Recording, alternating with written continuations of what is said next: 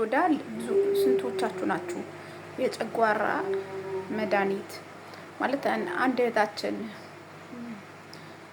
ፌስቡክ ላይ ምናምን ለቃው አይቼ እውነት አላመንኩም ነበር።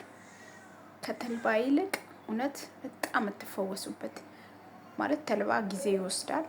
ይሄ ግን በጣም በሶስት ቀን ለውጥ ያገኘሁበት ማለት እኔ አንድ እህቴ ስታስተዋውቀውና ስትናገር አይቼ እስቲ ይሄ ነገር እውነት ነው ወይ ማለት ኦንላይን የምትሞክሩት ነገር ሁሉም ነገር እውነት ነው ማለት ይከብዳል። ግን ቤኪንግ ፓውደር እና ቤኪንግ ሶዳ መለየት አለባችሁ።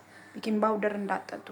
ቤኪንግ ሶዳ ማለት ብዙ ጊዜ ውጭ ሀገራቶች ነው የሚገኙ። ኢትዮጵያ ላይ እኔ ብዙ ጊዜ አላየውም።